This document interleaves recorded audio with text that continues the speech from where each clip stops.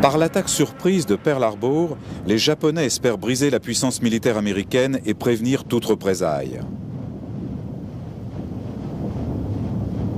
Malheureusement, c'est un échec total. Les Japonais réussissent à couler ou gravement endommager 7 vieux navires de guerre américains. Mais la bataille ayant lieu dans un port, la majeure partie des membres des équipages est sauvée et seuls 2 bâtiments sur l'ensemble de la flotte sont détruits. Même les installations militaires côtières survivent aux raids aériens. De plus, cette violation du territoire américain unit le pays tout entier qui déclare la guerre à l'Empire du Soleil Levant. En outre, la destruction des navires de guerre américains oblige l'US Navy à utiliser ces nouveaux porte-avions comme piliers de sa flotte du Pacifique plus moderne. Yesterday, December 7, 1941, a date which will live in infamy. Les porte-avions Lexington et Saratoga, tous deux construits en 1927, et l'Enterprise, plus moderne, sont en patrouille au large lorsque le raid aérien survient. Ils sont par conséquent épargnés. En 1942, le sister ship de l'Enterprise et le Yorkton et le Hornet récemment mis à l'eau viennent compléter la flotte du Pacifique. Ces porte-avions sont spécialement conçus pour mener des offensives car ils peuvent transporter un grand nombre de chasseurs et de bombardiers. L'amiral Chester William Nimitz est le commandant en chef de la flotte américaine du Pacifique en 1942. En quelques semaines, ce brillant officier, convaincu d'une victoire alliée, rétablit le moral des troupes.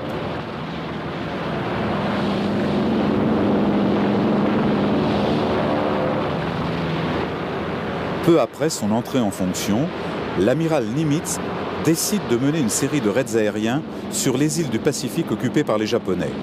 Hormis titiller les Japonais, la principale raison de ces raids est de maintenir le moral de son équipage et de le rendre opérationnel sur le terrain. À plusieurs occasions, sa flotte attaque les bases japonaises situées dans les îles Gilbert et Marshall, puis, en mars, c'est au tour des îles Marcus et Wake. Ces raids aériens sont importants et les dommages infligés à l'ennemi au cours des premiers mois de l'année 1942 sont considérables.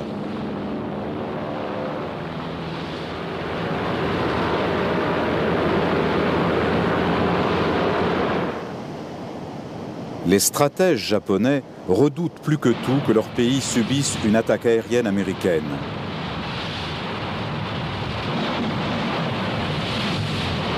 Mais ces craintes deviennent une certitude le 18 avril 1942, lorsque 16 bombardiers moyens B-25 Mitchell attaquent Tokyo. Cette flotte est sous le commandement du lieutenant-colonel James Doolittle.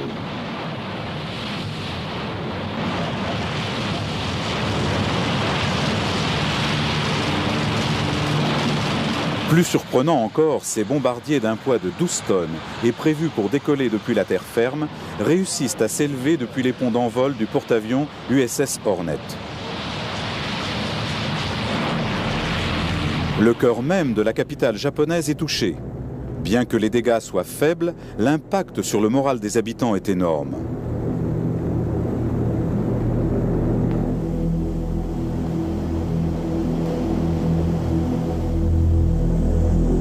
Le peuple est si effaré que le commandant de la flotte japonaise, l'amiral Yamamoto, est autorisé à mettre en œuvre son grand plan, un dernier affrontement entre les flottes japonaises et américaines. Mais ce que l'amiral nippon n'a pas prévu, c'est que son grand plan sera bien vite découvert par l'ennemi. Dès la fin du mois d'avril, les services secrets américains sont capables de décrypter 85% des signaux japonais. Ce décryptage, à lui seul, confère aux Américains un avantage considérable sur leur ennemi. En effet, les services secrets américains découvrent qu'une importante offensive est prévue dans le sud-ouest du Pacifique. Les casseurs de code, US, confirment que Port Moresby sera la cible d'une attaque japonaise, ainsi que les îles Salomon. De ces 2 forteresses, les Japonais seront capables de dominer, voire envahir le nord de l'Australie. Le plan japonais consiste à couper l'Australie des États-Unis, Tout d'abord en assiégeant Port Moresby, puis en établissant une base aéronavale sur la petite île de Tulagi, dépendante des îles Salomon. Puis les Japonais occuperont des points stratégiques en Nouvelle-Calédonie, à Vanuatu et dans les îles Fidji. Afin de mettre en place cette offensive, les Japonais constituent une force d'invasion qui comprend une formidable escadre d'attaque composée de 6 destroyers modernes, de 3 croiseurs lourds et des grands porte-avions Shokaku et Zuikaku. Ces 2 porte-avions peuvent transporter jusqu'à 133 avions.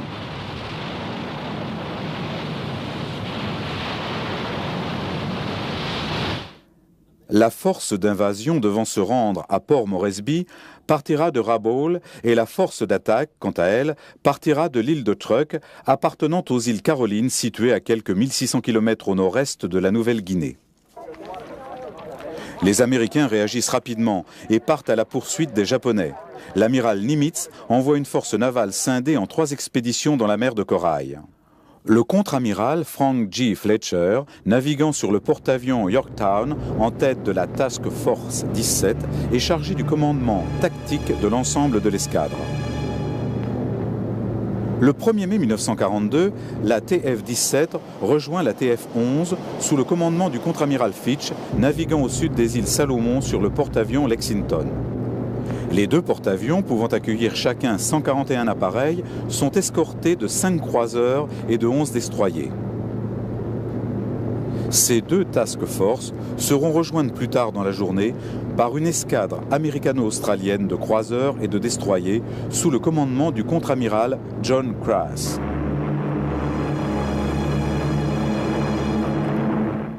Le 3 mai, les Japonais occupent la petite île de Tulagi sans rencontrer d'opposition. Le lendemain, ils sont bombardés par des avions ayant décollé du Yorktown.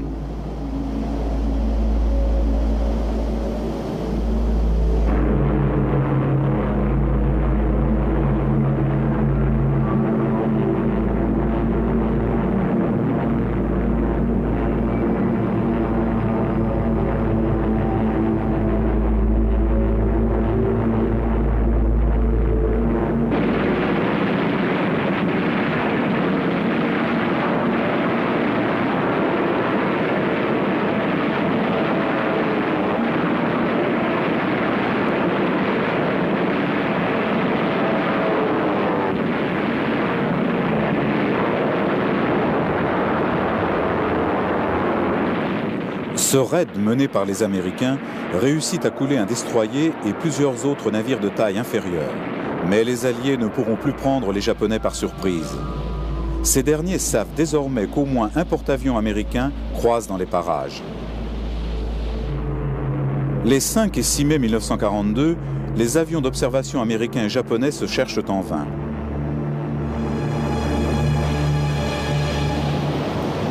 Ce n'est que le 7 mai 1942 que les antagonistes finissent par se rencontrer. Les 2 camps souffriront tout autant de ce contact à la suite de maladresses et d'accidents. Peu après 7 heures, un avion d'observation japonais pense avoir repéré un porte-avions ennemi au sud-ouest de l'île de Guadalcanal. Le contre-amiral Hara, chargé du commandement des porte-avions japonais Shokaku et Zuikaku, lance un assaut de grande envergure. 51 bombardiers, escortés par 18 chasseurs Zéro, quittent les ponts d'envol. Les navires repérés par les Japonais sont en fait le pétrolier USS Neosho et un croiseur d'escorte, 2 cibles faciles. Pendant que cette attaque se prépare, le contre-amiral Hara apprend que la véritable 17e escadre américaine navigue plus au nord-ouest. Tout ce que Hara peut faire, c'est attendre patiemment que ces avions reviennent. Mais les Japonais ne sont pas les seuls à commettre une erreur. À 8h15, un avion de reconnaissance américain rapporte les positions de 2 porte-avions japonais et de 4 croiseurs lourds juste au nord de l'île de Missisma, près de la pointe est de la Nouvelle-Guinée. Le contre-amiral Fletcher, au commandement du Yorktown, est convaincu d'avoir repéré la force d'invasion japonaise et lance également une attaque de grande envergure près de l'île. 93 avions s'envolent du Yorktown et du Lexington. En réalité, l'avion de reconnaissance US n'a repéré qu'une force japonaise de soutien composée de 2 croiseurs et de 2 destroyers. Mais heureusement, cette erreur est réparée par le lieutenant-colonel Hamilton, chargé du commandement de l'escadrille de bombardement du Lexington. Alors que le porte-avions se dirige vers la force japonaise de soutien, Hamilton met le cap vers l'est, où il aperçoit une force beaucoup plus importante. Une force de couverture pour l'invasion de Port Moresby sous le commandement du contre-amiral Harimoto Goto, naviguant sur le porte-avions Shoho. Les avions américains changent aussitôt de trajectoire. Au début, le Shoho, facilement manœuvrable, réussit à esquiver les tirs américains. Mais cela ne durera qu'un temps et le porte-avions finira par être coulé.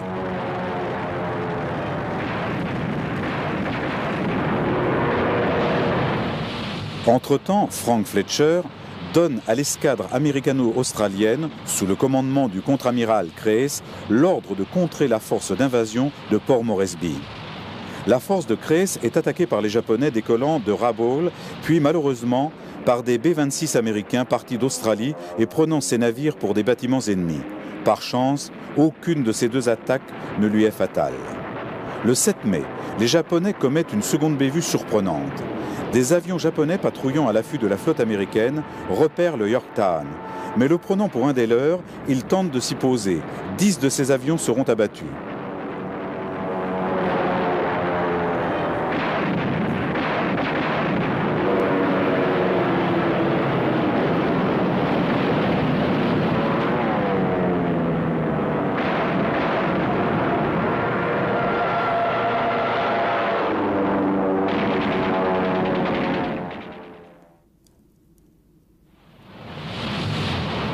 La destruction du Shoho et la présence d'une force américano-australienne au large de Port Moresby incite le chef de la force d'invasion japonaise, le vice-amiral Inoue, à différer l'invasion de la ville.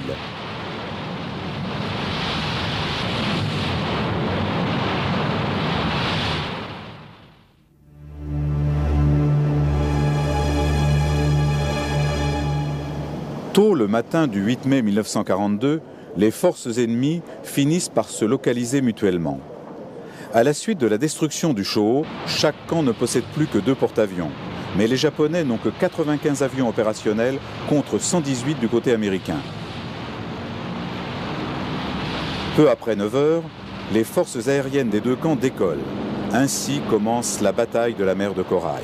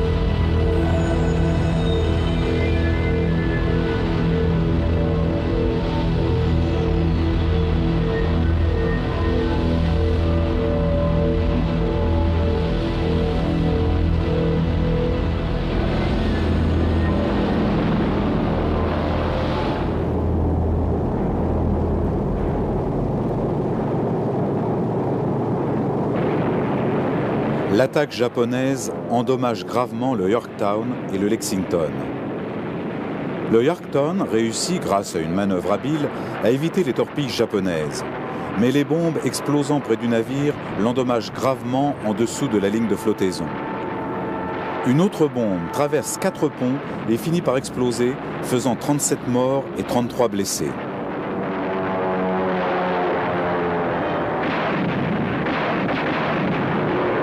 Le Lexington, plus imposant et moins manœuvrable que le Yorktown, est touché par 2 torpilles ainsi que par plusieurs bombes et donne de la bande. Pendant ce temps, les pilotes américains lancent une attaque sur les porte-avions japonais. Le Zuikaku, le vaisseau amiral, est dissimulé par des trompes d'eau. C'est donc son sister ship, le Shokaku, qui sera la cible de l'ensemble de la flotte aérienne américaine. Les quelques chasseurs Zéro défendant la flotte japonaise parviennent à maintenir la première vague de dévastateurs américains à distance pour que leurs torpilles n'atteignent pas leur cible. Mais la seconde vague de bombardiers en piqué Dauntless qui suit connaît plus de succès. Le pilote d'un Dauntless, le lieutenant John Powers, a juré de couler un porte-avions ennemi seul. Pendant l'attaque du Shokaku, il descend en piqué pour attaquer le bâtiment de près, lâchant une bombe à seulement 90 mètres au-dessus du pont du porte-avions. L'explosion qui s'ensuit cause malheureusement la mort du lieutenant John Powers, dont l'avion s'est abîmé en pleine mer. Mais les dommages causés au pont du porte-avions sont tellement importants que les avions sont désormais incapables de décoller. D'autres bombes viendront terminer le travail du lieutenant. Le Shokaku doit se retirer de la bataille. Sans couverture aérienne, le vice-amiral Inouye doit rappeler ses troupes et interrompre l'invasion. La bataille de la mer de Corail est un succès stratégique pour les Américains. Mais malheureusement, un grave incident viendra ternir ce succès. 2 heures après le retour du dernier avion américain, le Lexington est victime d'une grosse explosion. Ironie du sort, cette déflagration n'est pas due à une attaque ennemie, mais le fait d'une simple étincelle provenant d'un générateur qui, par mégarde, n'avait pas été arrêté. À cause du pétrole ainsi que des vapeurs s'échappant des réservoirs percés, un incendie se déclare. L'équipage mettra 24 heures à le circonscrire. Mais les dommages sont tellement importants que l'équipage doit abandonner le porte-avions. 2735 hommes seront sauvés, mais 216 périront dans les flammes du brasier. Le porte-avions est achevé par une torpille lancée par un destroyer américain.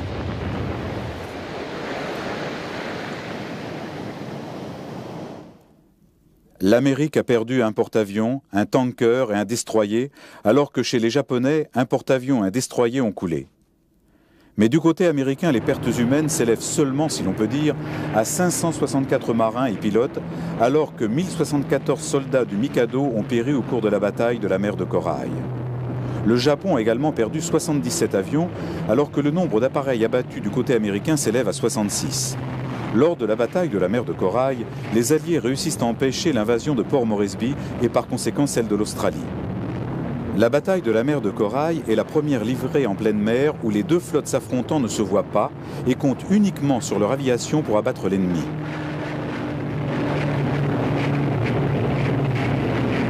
Les Américains ont rapidement maîtrisé ce nouveau type de combat naval et ont à nouveau récidivé un peu plus tard.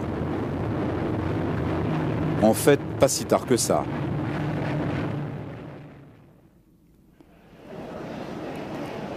À la suite de la bataille de la mer de Corail, les amiraux japonais préparent aussitôt une autre offensive au cours de laquelle ils espèrent venir à bout de la flotte américaine du Pacifique une bonne fois pour toutes. En attaquant l'atoll de Midway, à l'ouest des îles Hawaï, les Japonais espèrent tromper la flotte américaine du Pacifique en la tirant en pleine mer pour la détruire.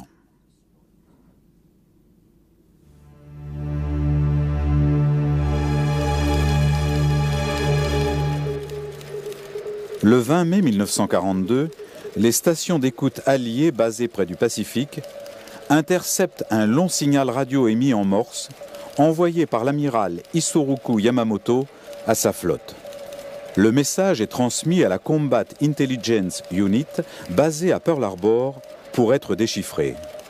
Le message révèle que la flotte japonaise est sur le point de lancer une puissante attaque sur l'atoll de Midway, ainsi qu'une attaque de diversion dans les îles Aléoutiennes, situées à l'ouest de l'Alaska.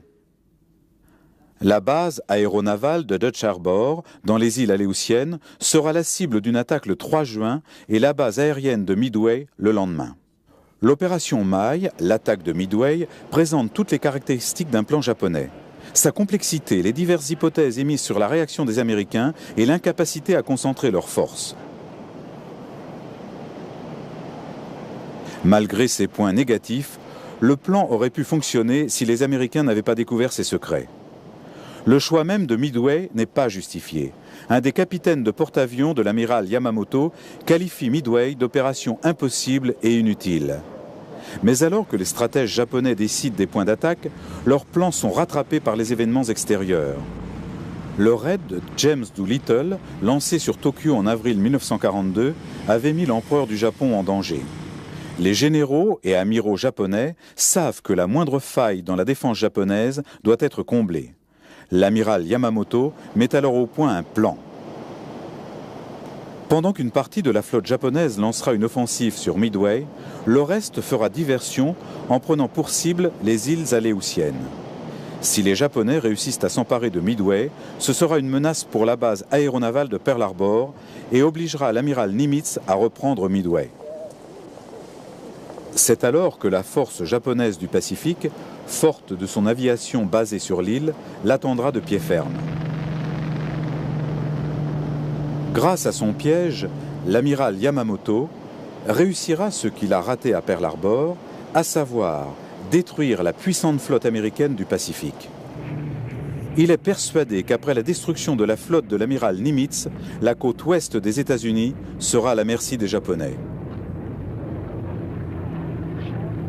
Le président Roosevelt n'aura alors d'autre alternative que de demander la paix, selon les hypothèses des Japonais. Isoroku Yamamoto implique la quasi-totalité de la flotte japonaise dans son plan.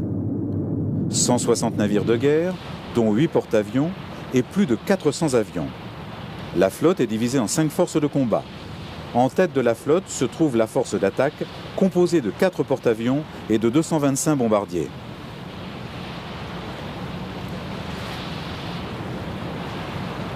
Ces derniers devront bombarder Midway avant que la force d'invasion, composée de 5000 hommes, débarque les 12 navires de transport.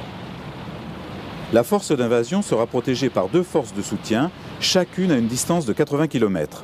À 950 km de cette force se tiendra la principale escadre japonaise, composée de 7 cuirassés. Son rôle sera de venir à bout des quelques irréductibles qui survivraient à l'attaque des bombardiers. Sachant que la chance n'est pas de son côté, Chester Nimitz mise tout sur les porte-avions et leur capacité de mener des attaques de longue portée. Il décide de laisser les navires les plus lents au mouillage sur la côte ouest américaine afin de ne pas handicaper la flotte. L'amiral divise la flotte américaine en 2 task forces de combat, la TF-16, formée des porte-avions Hornet et Enterprise, et la TF-17, conduite par le Yorktown.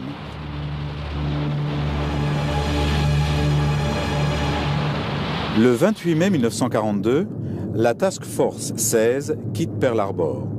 Mais la TF-17 prend du retard en raison de réparations nécessaires sur le Yorktown, séquelle de la bataille de la mer des Corails. L'équipage, basé à Pearl Harbor, annonce à l'amiral Nimitz que les réparations prendront encore 6 semaines. Mais ce dernier exige qu'elles soient exécutées en 24 heures. C'est chose faite grâce au travail acharné de l'équipage. Le 30 mai, sous le commandement du contre-amiral Frank Fletcher, le Yorktown quitte le port. Une fois en mer, il prend le commandement tactique des 2 escadres. « Vous agirez en calculant les risques », avait ordonné Chester Nimitz. Avertie par les services secrets, la flotte américaine atteint Midway bien avant que les sous-marins japonais aient pu établir un cordon à l'ouest de Hawaï pour repérer l'ennemi.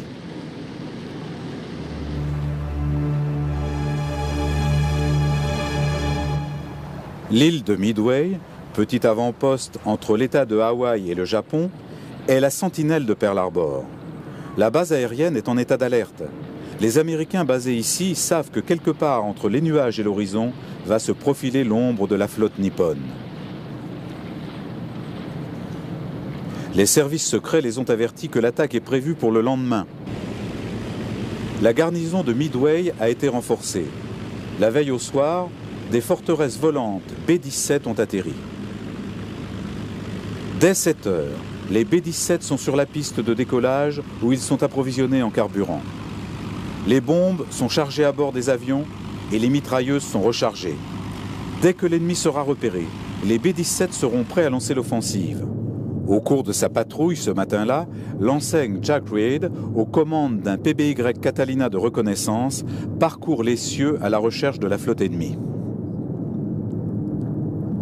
À 9 h, il repère les navires de transport et les croiseurs d'escorte de la force d'invasion japonaise. Un message est aussitôt envoyé à l'amiral qui se trouvait à bord du Yorktown. Mais ce n'est pas cela qui intéresse Frank Fletcher, mais bien la force d'attaque de porte-avions. C'est pourquoi ils envoient les forteresses volantes attaquer la force d'invasion. Alors que les bombardiers s'élancent sur la piste de décollage, le contre-amiral apprend que l'attaque de diversion planifiée par les Japonais a déjà commencé.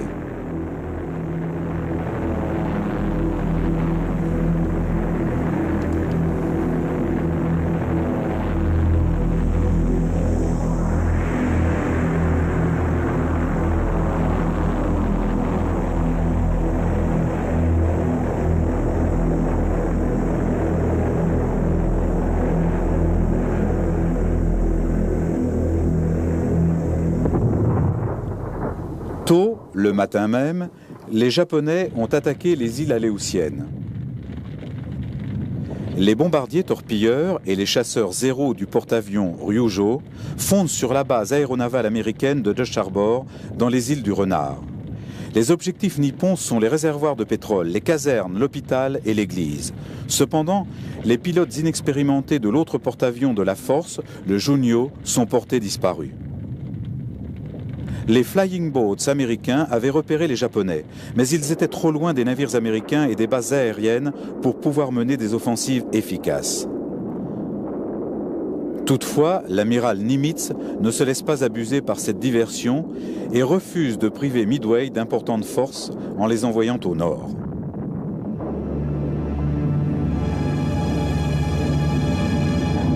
Le 4 juin 1942.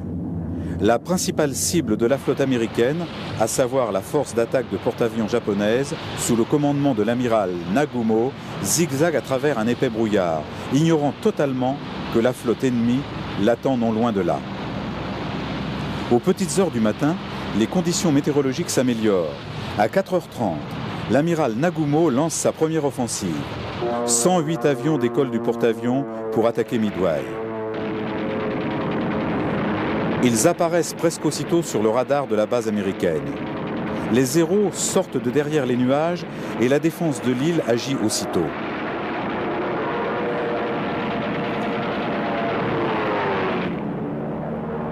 Les chasseurs basés à Midway prennent l'air également pour affronter l'ennemi.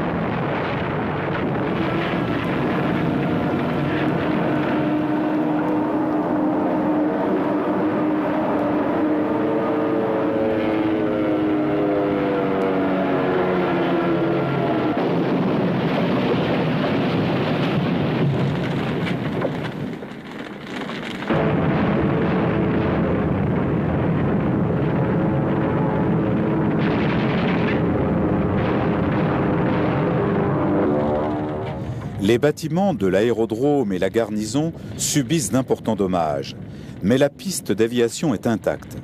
Quelques avions de transport sont endommagés, mais la majeure partie des chasseurs et des bombardiers sont en vol pendant l'attaque. Bien que l'île de Midway ne soit plus qu'un mur de flammes sur l'océan, l'étendue des dégâts reste limitée. L'amiral Nagumo est en mauvaise posture. Sa première offensive n'a pas réussi à détruire la piste d'aviation comme prévu. Cette dernière est toujours opérationnelle. Il doit donc porter un second coup. Sur les conseils de l'amiral Yamamoto, il a conservé ses meilleurs pilotes et ses appareils KT armés de torpilles au cas où la flotte américaine arriverait plus tôt que prévu. Pourtant, Ces avions d'observation ne repèrent aucun navire US et il doit finir de détruire la base de Midway. Mais avant même qu'il ait pu prendre une décision, les Américains décident pour lui. Les bombardiers ayant décollé de Midway arrivent et attaquent l'île. Bien qu'ils ne détruisent pas le navire, ils changent le cours de la bataille.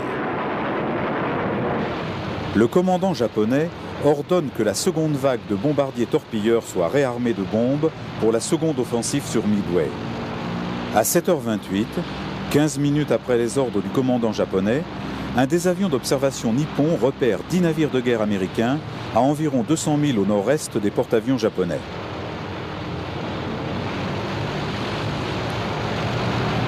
Malheureusement, cet avion d'observation japonais avait été catapulté une demi-heure en retard le matin même. S'il avait décollé en temps et en heure voulue, il aurait repéré les navires américains une demi-heure plus tôt et l'aurait signalé avant que les bombardiers soient envoyés. Si cela avait été le cas, l'amiral Nagumo aurait certainement lancé ses avions contre la flotte américaine et le cours de la bataille et de l'ensemble de la guerre du Pacifique en eût été changé. L'amiral est à nouveau face à un dilemme. Doit-il lancer une offensive contre la flotte américaine ou se concentrer sur l'attaque de Midway? Il ordonne de ne pas réarmer les avions. Mais une autre question se pose à lui. La flotte américaine comprend-elle des porte-avions? Ces craintes sont fondées lorsqu'à 8h20, un avion de reconnaissance rapporte que la flotte ennemie compte un navire qui semble être un porte-avions. Cette nouvelle n'aurait pas pu arriver à un pire moment. La première vague d'avions japonais revient de Midway, où elle menait une offensive et doit apponter pour se ravitailler en carburant. Les bombardiers opérationnels devront donc voler sans être escortés de chasseurs et sont seulement armés de bombes et non de torpilles. Dès 9h18, les ponts des porte-avions japonais sont remplis d'avions. Certains sont réarmés, d'autres sont approvisionnés en carburant. Les porte-avions sont littéralement des bombes flottantes. À l'insu de son homologue japonais, Frank Fletcher lance ses avions et est prêt à attaquer à tout moment.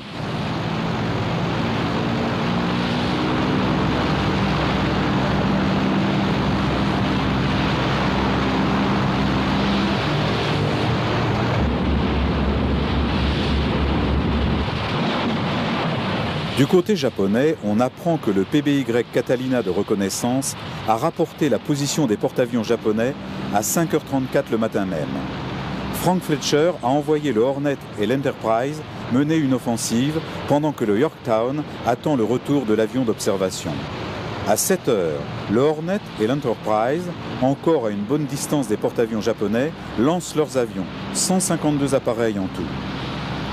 Les Américains savent que les avions japonais ont rejoint les porte-avions après l'offensive lancée sur Midway, mais ils prennent malgré tout le risque de lancer leurs avions à une telle distance. Ces hommes vont mener une des batailles aériennes les plus décisives de l'histoire.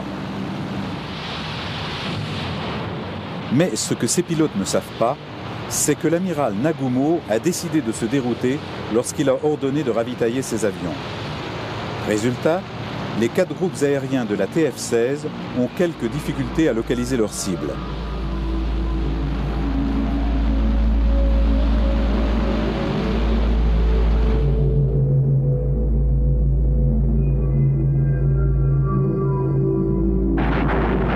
À 9h28, les 2 escadrilles d'avions torpilleurs américains ayant décollé du Hornet survolent la flotte japonaise et attaquent en piqué. Les Japonais lancent leurs chasseurs Zéro dans le but de repousser les bombardiers américains. Une bataille sans pitié se livre dans le ciel.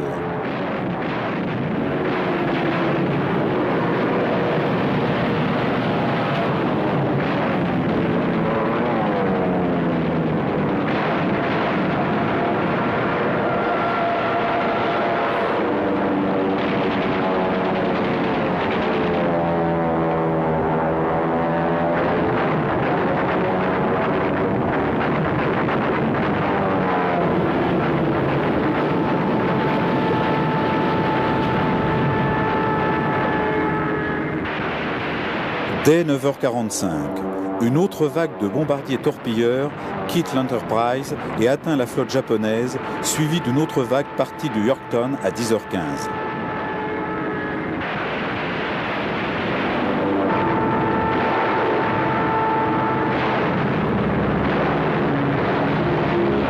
Les pertes côté américain sont élevées.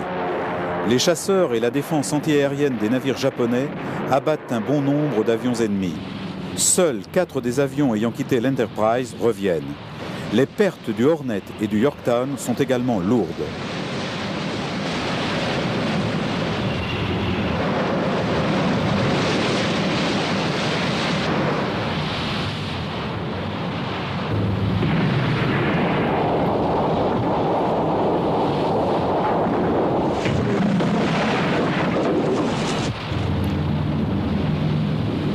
Et ceux qui reviennent doivent encore réussir à poser leur avion endommagé sur les ponts mobiles des porte-avions.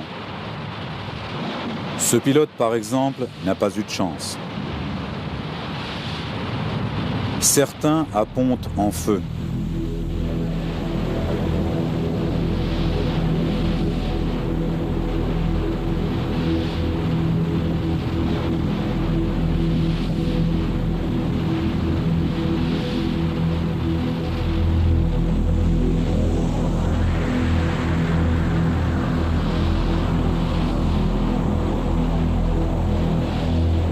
Aussi incroyable que cela puisse paraître, ce pilote s'en est tiré.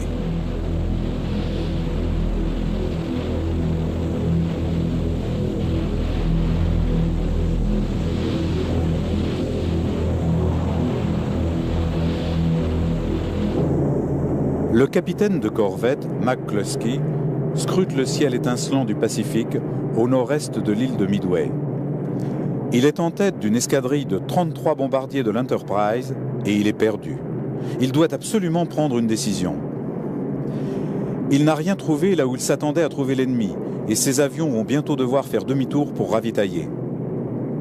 Mais le capitaine McCluskey a une intuition et décide de poursuivre ses recherches un peu plus vers l'ouest. Cela finit par payer. L'amiral Nimitz qualifiera par la suite ce choix comme étant la décision la plus importante de la bataille. Quelques minutes plus tard, le capitaine McCluskey repère le sillage d'un destroyer ennemi et le suit. Peu après 10 heures, il aperçoit enfin les porte-avions japonais. Les premières vagues de bombardiers américains qui venaient de lancer une offensive avaient subi de lourdes pertes. La plupart des Devastators, peu maniables, avaient été abattus par des chasseurs Zéro. Mais cette première attaque avait permis à l'escadrille de McCluskey d'être sur les lieux sans se faire repérer. Rejoint par 17 bombardiers du Yorktown, le capitaine n'aurait pas pu arriver à un meilleur moment. Les ponts des porte-avions japonais contiennent près d'une centaine d'appareils.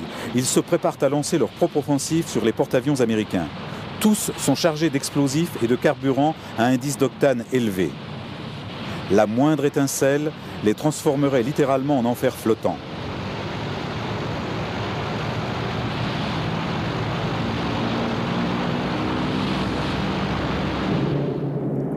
Alors que les porte-avions japonais se positionnent dans l'axe du vent pour lancer leurs avions, 50 bombardiers américains tombent du ciel comme des faucons fondant sur leur proie.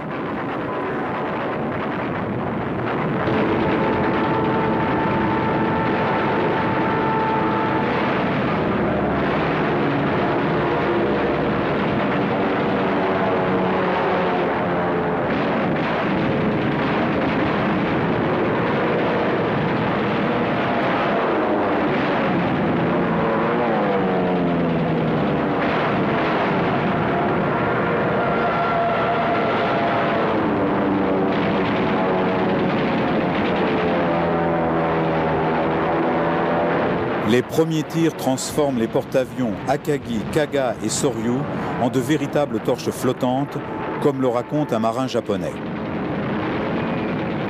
J'ai d'abord entendu le terrible grondement des bombardiers, puis l'explosion d'un tir direct. Et il y a eu une lumière éblouissante, puis une seconde explosion, encore plus puissante que la première.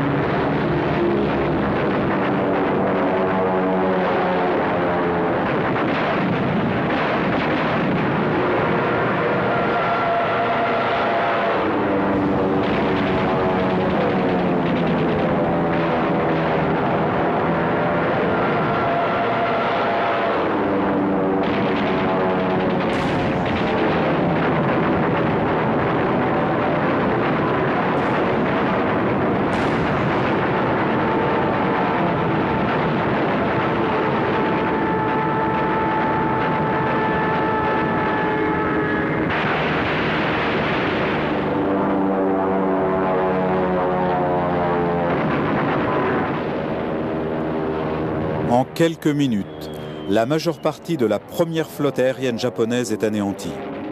Le 4e porte-avions, le Hiryu, a échappé à l'attaque et tente une contre-offensive désespérée. À midi, le Hiryu lance ses avions contre le Yorktown.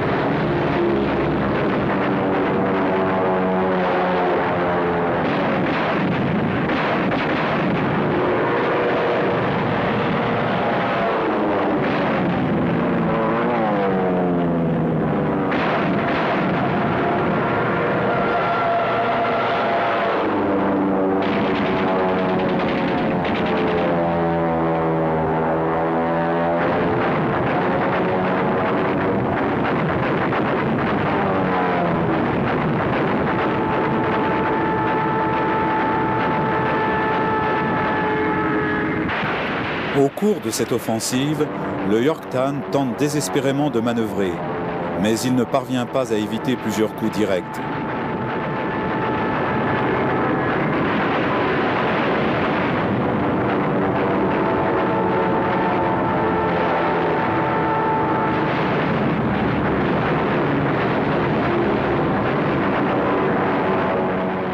On peut voir sur ces images comment ce porte-avions, malgré sa taille, change rapidement de cap grâce à ses machines.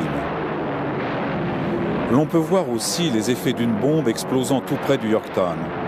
Regardez à gauche sur votre écran comment l'avion sur le pont est secoué. Le Yorktown lutte difficilement pour survivre aux attaques des bombardiers, mais en vain.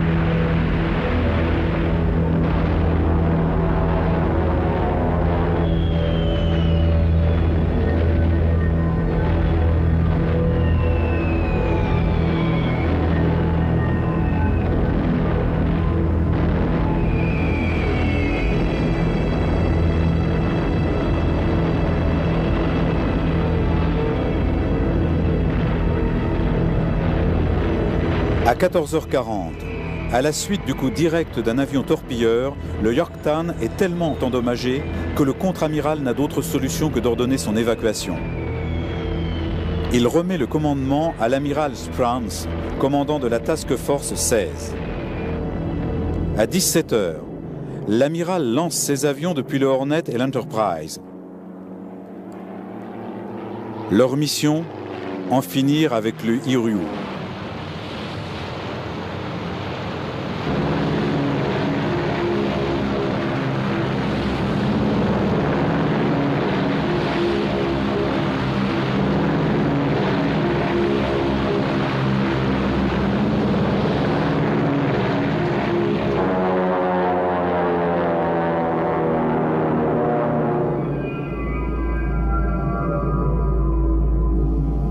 L'offensive américaine prend les Japonais au dépourvu. Une fois encore, leurs avions sont sur les ponts d'envol car ils se préparent à lancer une attaque aérienne sur les porte-avions américains encore opérationnels à la tombée de la nuit.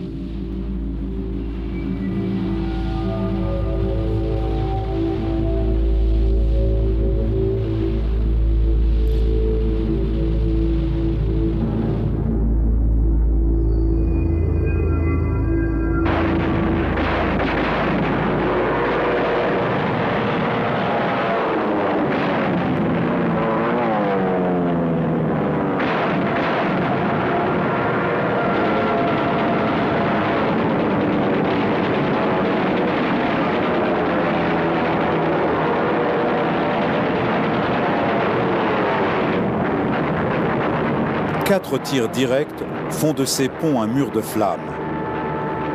Le Hiryu subit de lourdes pertes et ne pourra être réparé.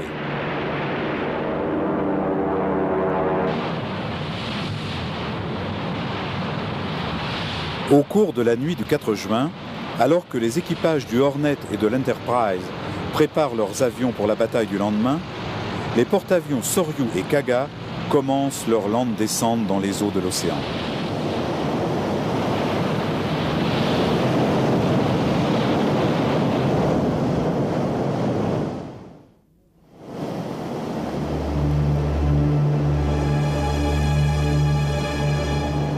Alors que le soleil montre ses premiers rayons le 5 juin 1942, la flotte américaine apprend que le Hiryu, brûlant encore telle une torche, sombre rapidement. Peu de temps après, les Américains sont informés que le dernier porte-avions japonais, le Akagi, a subi le même sort que les 3 autres. 4 des meilleurs porte-avions japonais ont été détruits.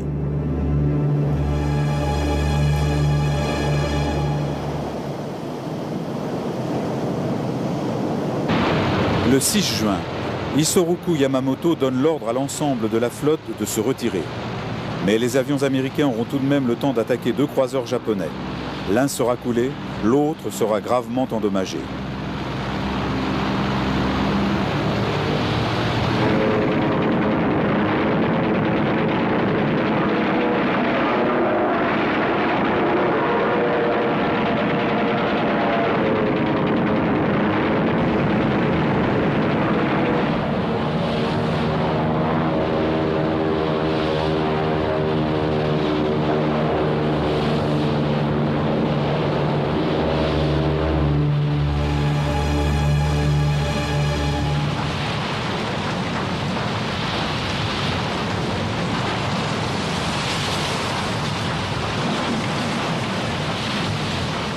Le matin du 7 juin, l'équipe chargée de la sécurité monte à bord du Yorktown pour réparer les avaries.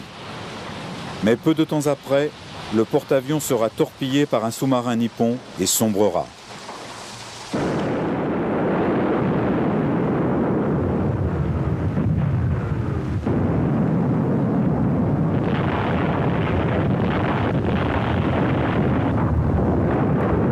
Ce même jour, les Japonais accostent les îles de Attu et Kiska appartenant aux îles Aléoutiennes et abritant seulement une station météo.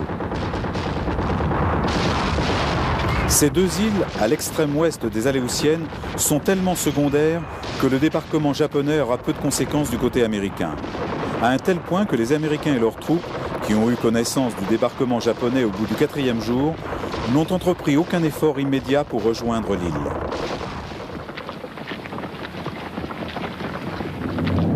Alors que les 2 camps considèrent la bataille de la mer de Corail comme une victoire, celle de Midway ne fait aucun doute. Les États-Unis ont détruit la principale force d'attaque japonaise composée de 4 porte-avions, d'un croiseur lourd, de 322 avions et de près de 5000 marins et officiers.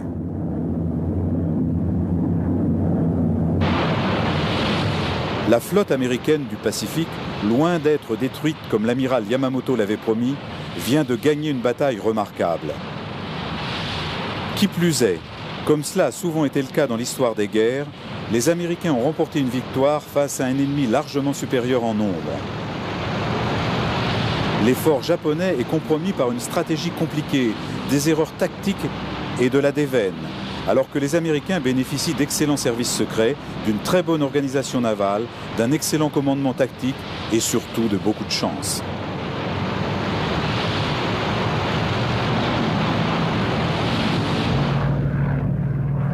Malgré la destruction d'un porte-avions, de 137 appareils et de la perte de 307 hommes, les Américains ont changé le cours de la guerre du Pacifique. Le Japon ne peut plus prendre le risque de sacrifier une grande flotte face à une flotte d'action et sera désormais sur la défensive. Lorsque le Japon aura fini de reconstruire sa marine, la flotte américaine sera déjà devenue la puissance intouchable que l'amiral Isoroku Yamamoto redoutait tant.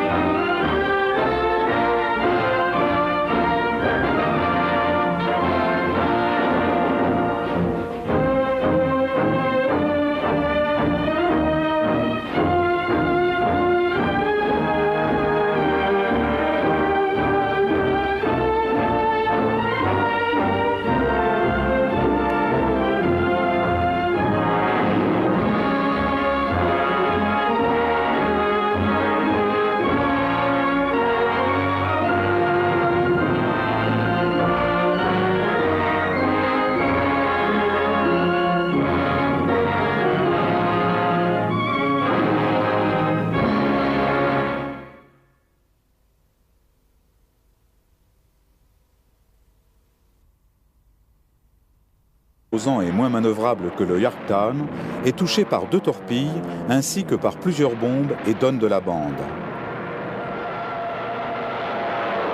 Pendant ce temps, les pilotes américains lancent une attaque sur les porte-avions japonais.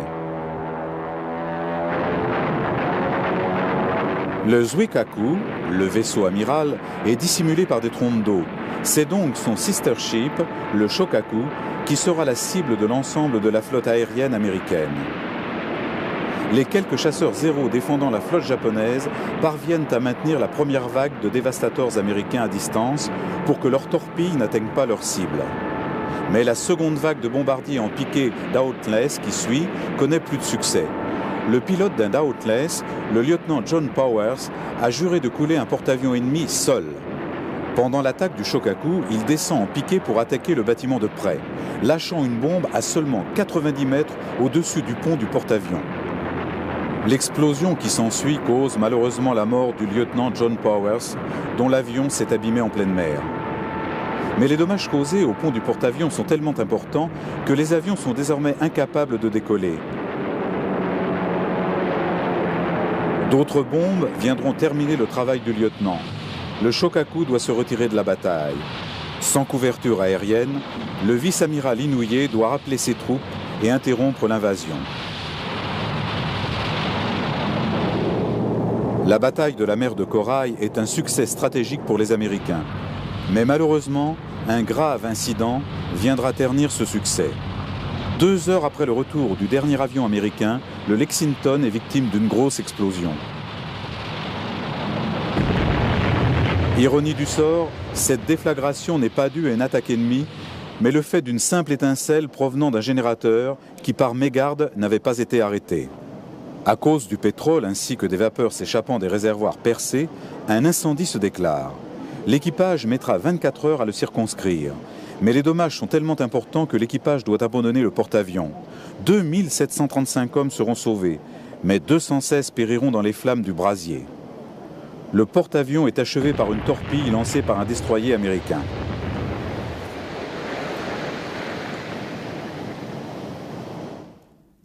L'Amérique a perdu un porte-avions, un tanker et un destroyer, alors que chez les Japonais, un porte-avions et un destroyer ont coulé. Mais du côté américain, les pertes humaines s'élèvent seulement, si l'on peut dire, à 564 marins et pilotes, alors que 1074 soldats du Mikado ont péri au cours de la bataille de la mer de Corail. Le Japon a également perdu 77 avions, alors que le nombre d'appareils abattus du côté américain s'élève à 66. Lors de la bataille de la mer de Corail, les Alliés réussissent à empêcher l'invasion de Port Moresby. On peut voir sur ces images comment ce porte-avions, malgré sa taille, change rapidement de cap grâce à ses machines. L'on peut voir aussi les effets d'une bombe explosant tout près du Yorktown. Regardez à gauche sur votre écran comment l'avion sur le pont est secoué. Le Yorktown lutte difficilement pour survivre aux attaques des bombardiers, mais en vain.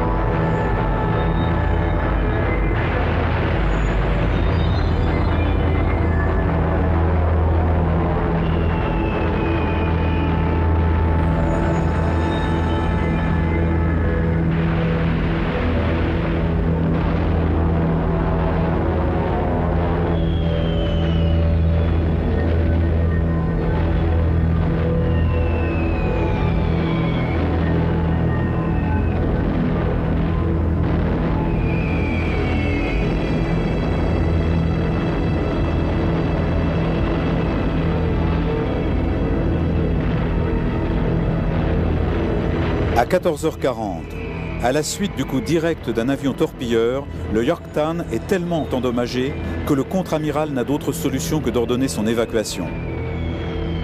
Il remet le commandement à l'amiral Spruance, commandant de la Task Force 16. À 17h, l'amiral lance ses avions depuis le Hornet et l'Enterprise. Leur mission, en finir avec le Hiryu.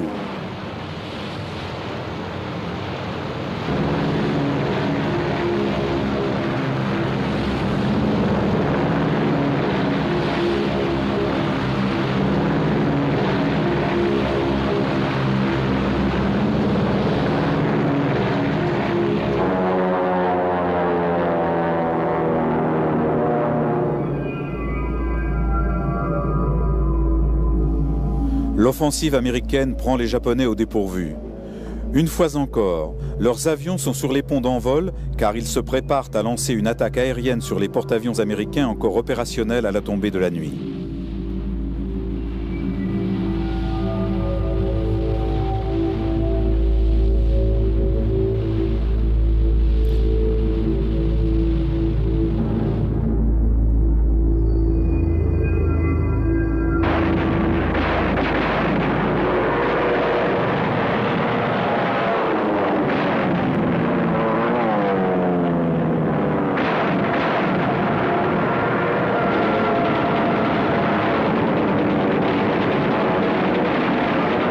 D'une force américano-australienne au large de Port Moresby, ainsi que le chef de la force d'invasion japonaise, le vice-amiral Inoue, a différé l'invasion de la ville.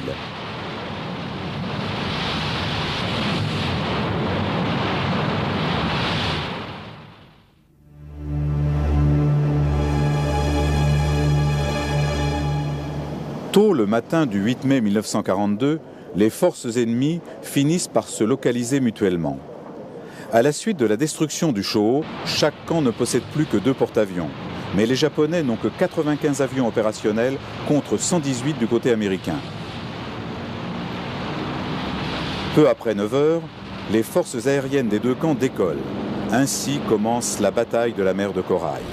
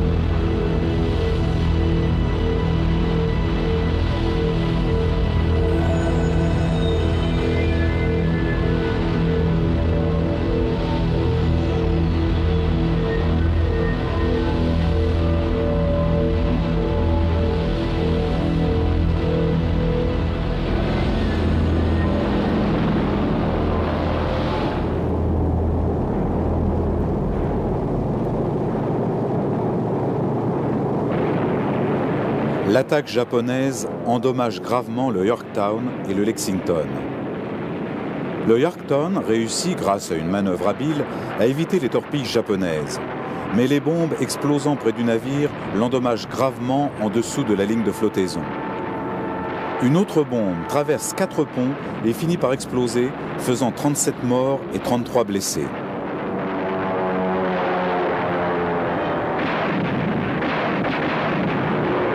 Le Lexington, plus imposant et moins manœuvrable que le Yorktown, est touché par 2 torpilles ainsi que par plusieurs bombes et donne de la bande. Porte de son aviation basée sur l'île l'attendra de pied ferme. Grâce à son piège, l'amiral Yamamoto réussira ce qu'il a raté à Pearl Harbor, à savoir détruire la puissante flotte américaine du Pacifique. Il est persuadé qu'après la destruction de la flotte de l'amiral Nimitz, la côte ouest des États-Unis sera à la merci des Japonais. Le président Roosevelt n'aura alors d'autre alternative que de demander la paix, selon les hypothèses des Japonais. Isoroku Yamamoto implique la quasi-totalité de la flotte japonaise dans son plan. 160 navires de guerre, dont 8 porte-avions et plus de 400 avions. La flotte est divisée en 5 forces de combat. En tête de la flotte se trouve la force d'attaque, composée de 4 porte-avions et de 225 bombardiers.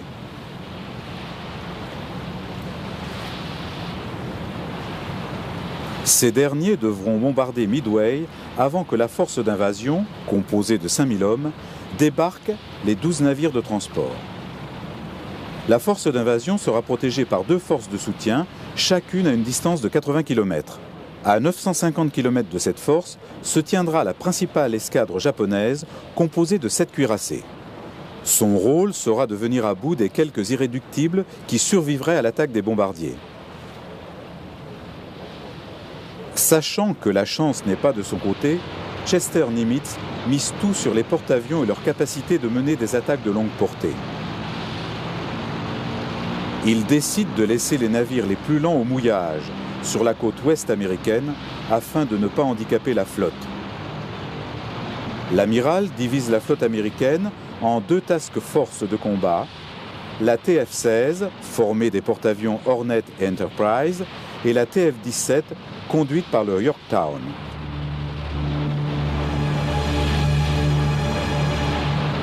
Le 28 mai 1942, la Task Force 16 quitte Pearl Harbor.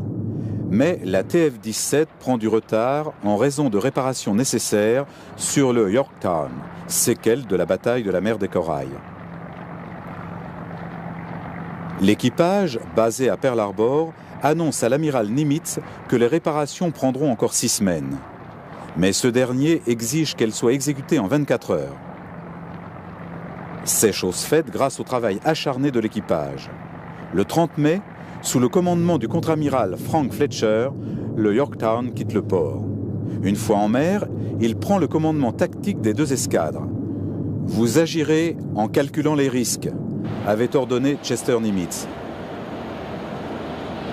Averti par les services, mais la piste d'aviation est intacte. Quelques avions de transport sont endommagés, mais la majeure partie des chasseurs et des bombardiers sont en vol pendant l'attaque. Bien que l'île de Midway ne soit plus qu'un mur de flammes sur l'océan, l'étendue des dégâts reste limitée. L'amiral Nagumo est en mauvaise posture. Sa première offensive n'a pas réussi à détruire la piste d'aviation comme prévu. Cette dernière est toujours opérationnelle. Il doit donc porter un second coup. Sur les conseils de l'amiral Yamamoto, il a conservé ses meilleurs pilotes et ses appareils KT armés de torpilles au cas où la flotte américaine arriverait plus tôt que prévu. Pourtant, ces avions d'observation ne repèrent aucun navire US et il doit finir de détruire la base de Midway. Mais avant même qu'il ait pu prendre une décision, les Américains décident pour lui. Les bombardiers ayant décollé de Midway arrivent et attaquent l'île. Bien qu'ils ne détruisent pas le navire, ils changent le cours de la bataille. Le commandant japonais ordonne que la seconde vague de bombardiers torpilleurs soit réarmée de bombes pour la seconde offensive sur Midway. À 7h28, 15 minutes après les ordres du commandant japonais, un des avions d'observation nippon repère 10 navires de guerre américains à environ 200 000 au nord-est des porte-avions japonais.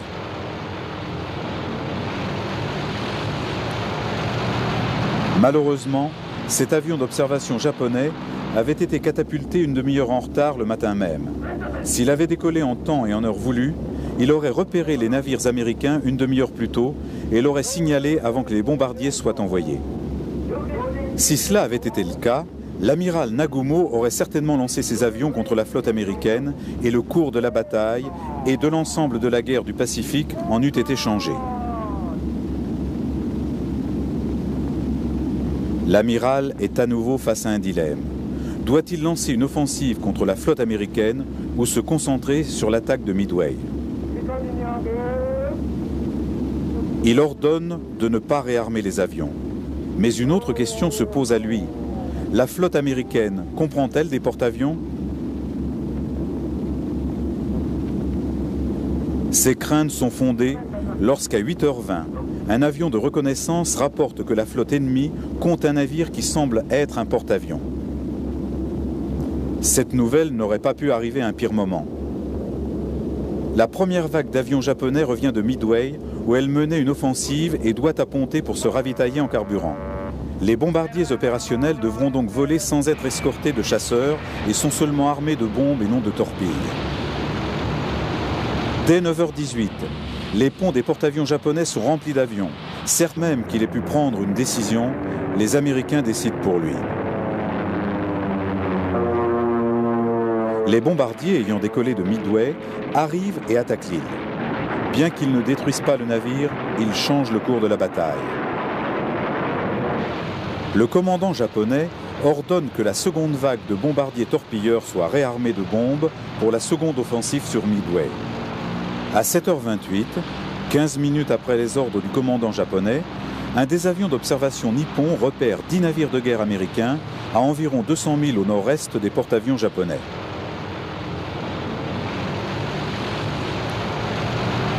Malheureusement, cet avion d'observation japonais avait été catapulté une demi-heure en retard le matin même. S'il avait décollé en temps et en heure voulue, il aurait repéré les navires américains une demi-heure plus tôt et l'aurait signalé avant que les bombardiers soient envoyés. Si cela avait été le cas, l'amiral Nagumo aurait certainement lancé ses avions contre la flotte américaine et le cours de la bataille et de l'ensemble de la guerre du Pacifique en eût été changé. L'amiral est à nouveau face à un dilemme. Doit-il lancer une offensive contre la flotte américaine ou se concentrer sur l'attaque de Midway? Il ordonne de ne pas réarmer les avions. Mais une autre question se pose à lui. La flotte américaine comprend-elle des porte-avions? Ces craintes sont fondées lorsqu'à 8h20, un avion de reconnaissance rapporte que la flotte ennemie compte un navire qui semble être un porte-avions. Cette nouvelle n'aurait pas pu arriver à un pire moment. La première vague d'avions japonais revient de Midway, où elle menait une offensive et doit apponter pour se ravitailler en carburant. Les bombardiers opérationnels devront donc voler sans être escortés de chasseurs et sont seulement armés de bombes et non de torpilles. Dès 9h18, les ponts des porte-avions japonais sont remplis d'avions. Certains sont réarmés, d'autres sont approvisionnés en carburant. Les porte-avions sont littéralement des bombes flottantes. À l'insu de son homologue japonais, Frank Fletcher lance ses avions et est prêt à attaquer à tout moment.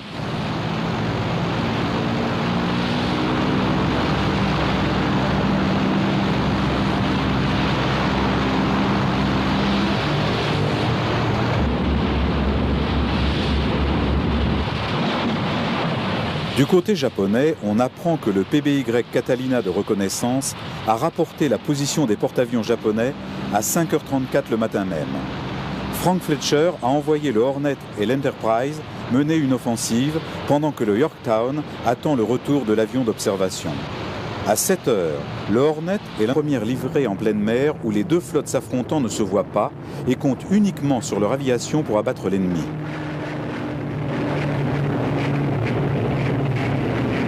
Les Américains ont rapidement maîtrisé ce nouveau type de combat naval et ont à nouveau récidivé un peu plus tard. En fait, pas si tard que ça.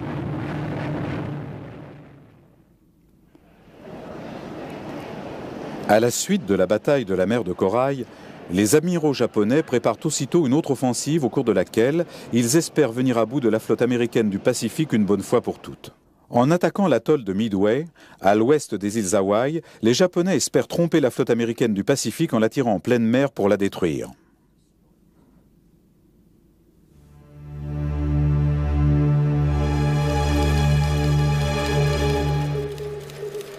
Le 20 mai 1942, les stations d'écoute alliées basées près du Pacifique interceptent un long signal radio émis en morse, envoyé par l'amiral Isoroku Yamamoto à sa flotte.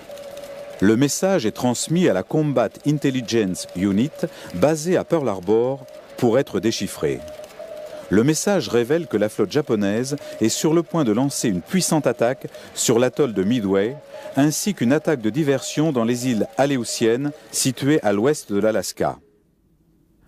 La base aéronavale de Dutch Harbor, dans les îles Aléoutiennes, sera la cible d'une attaque le 3 juin et la base aérienne de Midway le lendemain. L'opération Mai, l'attaque de Midway, présente toutes les caractéristiques d'un plan japonais. Sa complexité, les diverses hypothèses émises sur la réaction des Américains et l'incapacité à concentrer leurs forces. Malgré ces points négatifs, le plan aurait pu fonctionner si les Américains n'avaient pas découvert ses secrets. Le choix même de Midway n'est pas justifié. Un des capitaines de porte-avions de l'amiral Yamamoto qualifie Midway d'opération impossible et inutile. Mais alors que les stratèges japonais décident des points d'attaque, leurs plans sont rattrapés par les événements extérieurs. Le raid de James Doolittle, lancé sur Tokyo en avril 1942, avait mis l'empereur du Japon en danger. Les généraux et amiraux japonais savent que la moindre faille dans la défense japonaise doit être comblée. L'amiral Yamamoto met alors au point un plan. Pendant qu'une partie de la flotte japonaise lancera une offensive sur Midway, le reste fera diversion en prenant pour cible les îles Aléoutiennes. Si les Japonais réussissent à s'emparer de Midway, ce sera une menace pour la base aéronavale de Pearl Harbor et obligera l'amiral Nimitz à reprendre Midway. C'est alors que la force japonaise du Pacifique, forte de son aviation basée sur l'île, l'attendra de pied ferme. Avertie par les services secrets, la flotte américaine atteint Midway bien avant que les sous-marins japonais aient pu établir un cordon à l'ouest de Hawaï pour repérer l'ennemi.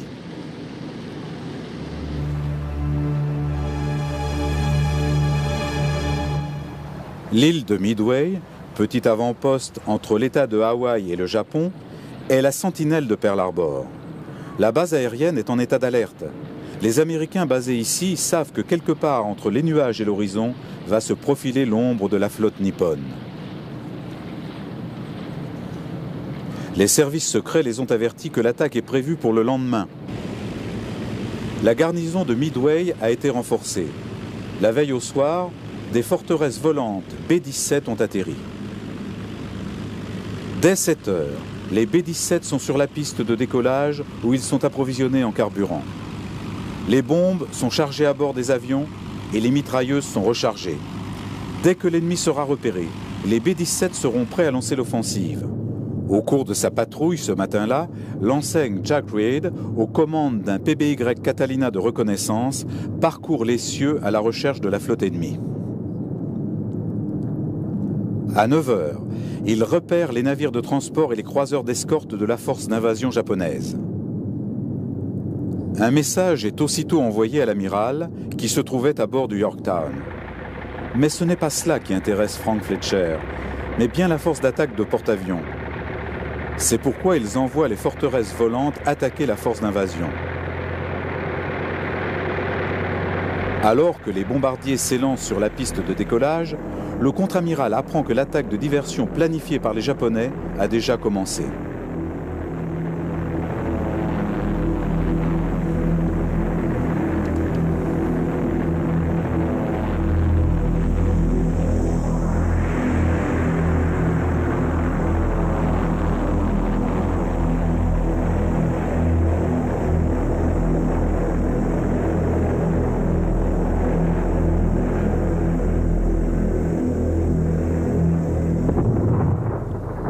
Tôt, le matin même, les Japonais ont attaqué les îles Aléoutiennes. Les bombardiers torpilleurs et les chasseurs Zéro du porte-avions Ryujo fondent sur la base aéronavale américaine de Dutch Harbor dans les îles du Renard. Les objectifs nippons sont les réservoirs de pétrole, les casernes, l'hôpital et l'église. Cependant, les pilotes inexpérimentés de l'autre porte-avions de la force, le Junyo, sont portés disparus. Les flying boats américains avaient repéré les Japonais, mais ils étaient trop loin des navires américains et des bases aériennes pour pouvoir mener des offensives efficaces. Aussi incroyable que cela puisse paraître, ce pilote s'en est tiré.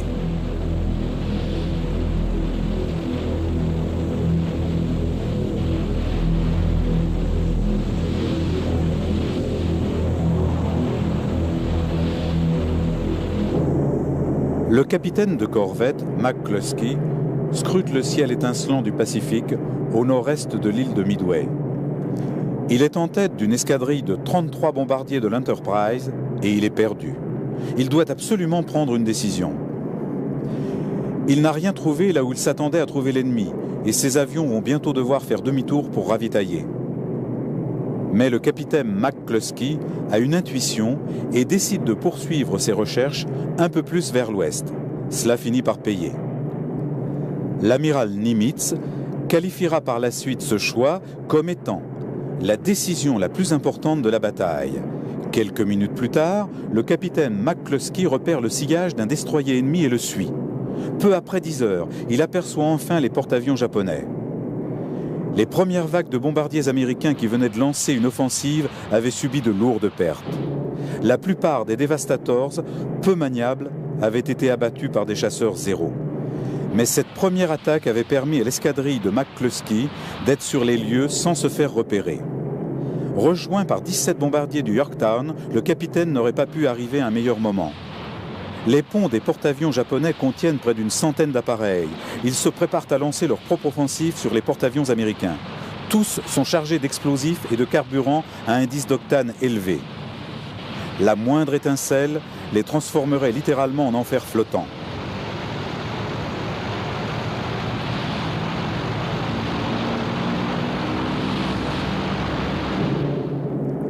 Alors que les porte-avions japonais se positionnent dans l'axe du vent pour lancer leurs avions, 50 bombardiers américains tombent du ciel comme des faucons fondant sur leur proie.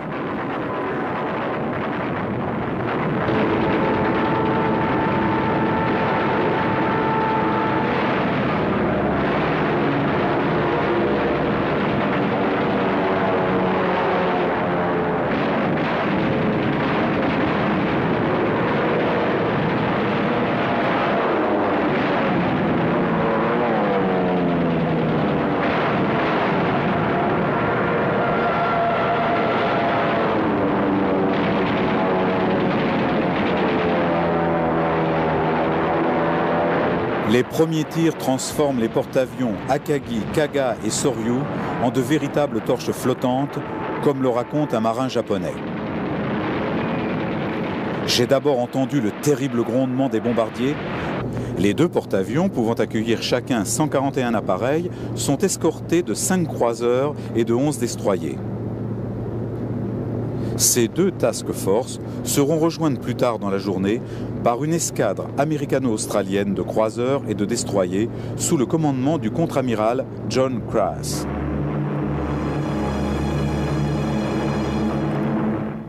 Le 3 mai, les Japonais occupent la petite île de Tulagi sans rencontrer d'opposition. Le lendemain, ils sont bombardés par des avions ayant décollé du Yorktown.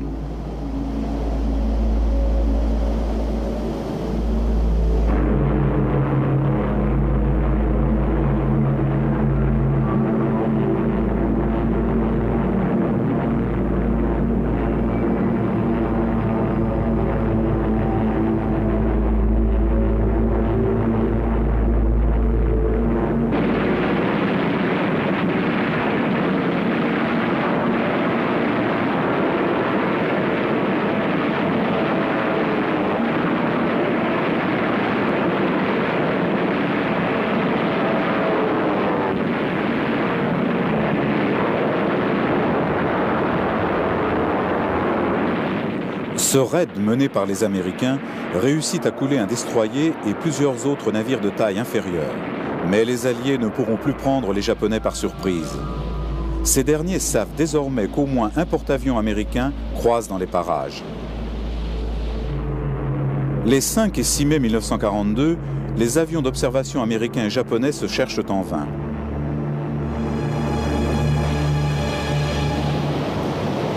Ce n'est que le 7 mai 1942 que les antagonistes finissent par se rencontrer. Les deux camps souffriront tout autant de ce contact à la suite de maladresses et d'accidents. Peu après 7 heures, un avion d'observation japonais pense avoir repéré un porte-avions ennemi au sud-ouest de l'île de Guadalcanal. Le contre-amiral Hara, chargé du commandement des porte-avions japonais Shokaku et Zuikaku, lance un assaut de grande envergure.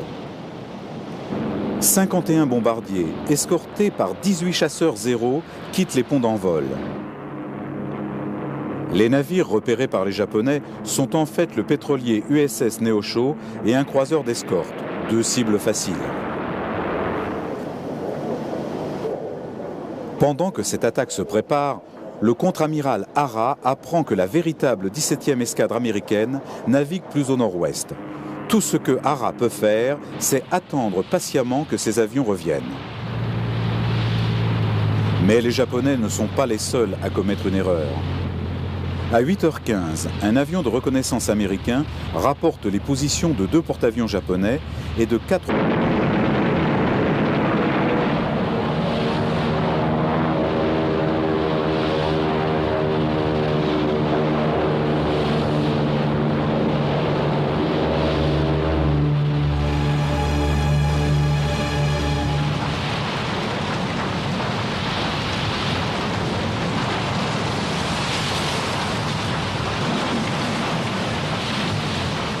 Le matin du 7 juin, l'équipe chargée de la sécurité monte à bord du Yorktown pour réparer les avaries. Mais peu de temps après, le porte-avions sera torpillé par un sous-marin nippon et sombrera.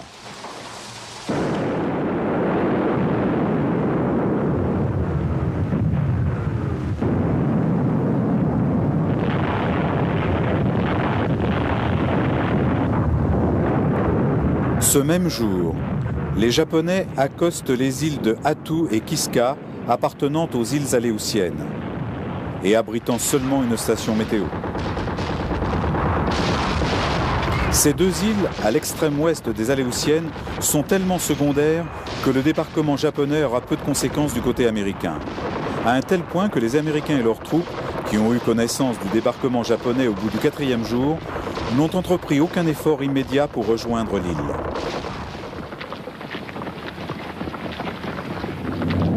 Alors que les deux camps considèrent la bataille de la mer de Corail comme une victoire, celle de Midway ne fait aucun doute. Les États-Unis ont détruit la principale force d'attaque japonaise composée de 4 porte-avions, d'un croiseur lourd, de 322 avions et de près de 5000 marins et officiers.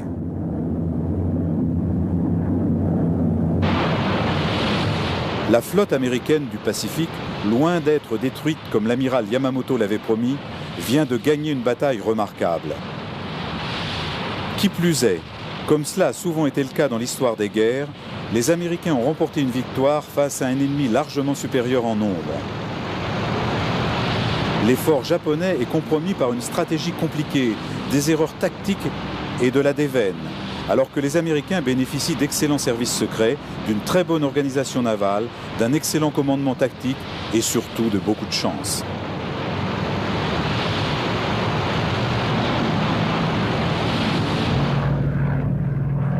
Malgré la destruction d'un porte-avions, de 137 appareils et de la perte de 307 hommes, les Américains ont changé le cours de la guerre du Pacifique. Le Japon ne peut plus prendre le risque de sacrifier une grande flotte face à une flotte d'action et sera désormais sur la défensive. Lorsque le Japon aura fini de reconstruire sa marine, la flotte américaine sera déjà devenue la puissance intouchable que l'amiral Isoroku japonaise. Mais les bombes explosant près du navire l'endommagent gravement en dessous de la ligne de flottaison. Une autre bombe traverse 4 ponts et finit par exploser, faisant 37 morts et 33 blessés.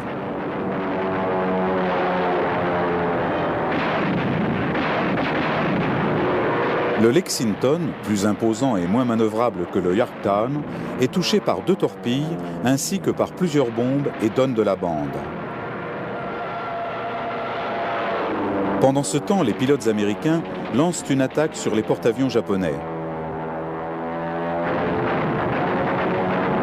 Le Zuikaku, le vaisseau amiral, est dissimulé par des trompes d'eau. C'est donc son sister ship, le Shokaku, qui sera la cible de l'ensemble de la flotte aérienne américaine. Les quelques chasseurs Zéro défendant la flotte japonaise parviennent à maintenir la première vague de dévastateurs américains à distance pour que leurs torpilles n'atteignent pas leur cible. Mais la seconde vague de bombardiers en piqué Dauntless qui suit connaît plus de succès. Le pilote d'un Dauntless, le lieutenant John Powers, a juré de couler un porte-avions ennemi seul. Pendant l'attaque du Shokaku, il descend en piqué pour attaquer le bâtiment de près, lâchant une bombe à seulement 90 mètres au-dessus du pont du porte-avions. L'explosion qui s'ensuit cause malheureusement la mort du lieutenant John Powers, dont l'avion s'est abîmé en pleine mer. Mais les dommages causés au pont du porte-avions sont tellement importants que les avions sont désormais incapables de décoller. D'autres bombes viendront terminer le travail du lieutenant. Le Shokaku doit se retirer de la bataille. Sans couverture aérienne, le vice-amiral Inouye doit rappeler ses troupes et interrompre l'invasion. La bataille de la mer de Corail est un succès stratégique pour les Américains. Mais malheureusement, un grave incident viendra ternir ce succès. 2 heures après le retour du dernier avion américain, le Lexington est victime d'une grosse explosion. Ironie du sort, cette déflagration n'est pas due à une attaque ennemie, mais le fait d'une simple étincelle provenant d'un générateur qui, par mégarde, n'avait pas été arrêté. À cause du pétrole ainsi que des vapeurs s'échappant des réservoirs percés, un incendie se déclare. L'équipage mettra 24 heures à le circonscrire. Mais les dommages sont tellement importants que l'équipage doit abandonner le porte-avions. 2735 hommes seront sauvés, mais 216 périront dans les flammes du brasier. Le porte-avions est achevé par une torpille lancée par un destroyer américain.